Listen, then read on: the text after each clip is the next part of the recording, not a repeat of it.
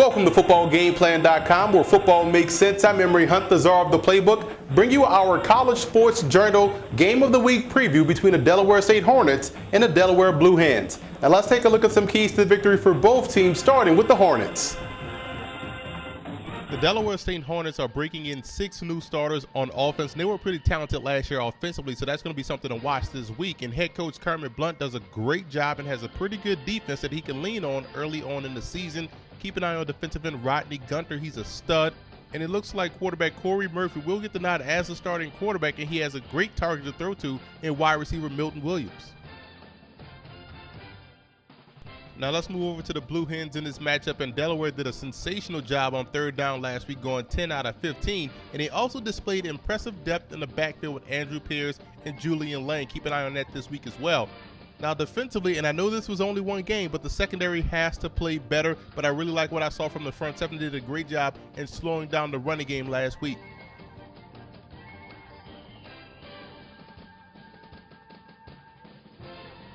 The X factor for the Hornets will be the passing game. Remember, they're breaking in 6 new starters offensively. They have to replace the quarterback, and they're going to have to throw the football to knock off Delaware on the road. The X factor for the Blue Hens will be the cornerback play. Last week versus Jacksonville, they gave up big play after big play, and we know Delaware State has a talented wide receiver in Milton Williams. That's going to be something to watch throughout the course of this ball game. Now here are some coaching points for both teams in this matchup. For Delaware State, they have to stay ahead of the chains. You want to shoot for 3 first downs per possession, flip that field position, and that way you can have some success, stay ahead of the chains by winning on first down offensively.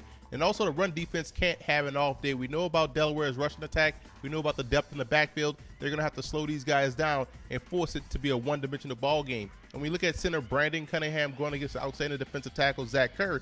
He's going to have to keep him out of the backfield all day long, so that way Corey Murphy can have time back there in the pocket to complete passes downfield.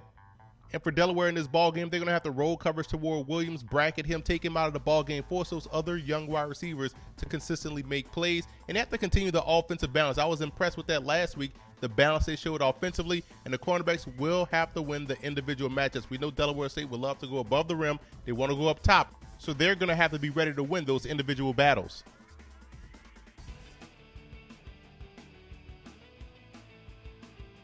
Now here are some 2014 draft prospects you want to keep an eye on. For Delaware State, we talked about him all video long. Milton Williams is an outstanding receiver, 6'3", 200 pounds. Rodney Gunter is a guy that can really bring pressure off the edge. In that 3-4 defense, he's an excellent 5 technique that can get penetration. For Delaware, you look at the running back Andrew Pierce. It seems like he's been there forever, but he's been productive each and every season for the Blue Hens. And Zach Kerr is a guy that transferred from Maryland, doing a great job on the interior. Keep an eye on him, 6'2", 310 pounds. And at cornerback, Travis Hawkins is a very sound football player, was an All-Colonial Athletic Association performer last season, has done a great job out there as a field corner.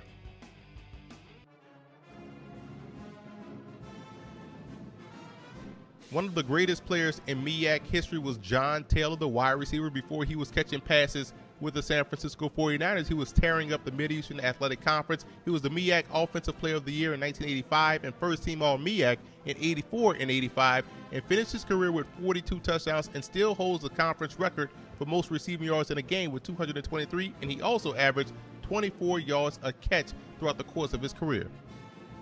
Head coach Tubby Raymond was the master of the wing T offense for the Delaware Blue Hens from 1966 to 2001, and throughout his illustrious Hall of Fame career, he captured 3 national titles, also won 300 ball games and 16 conference championships.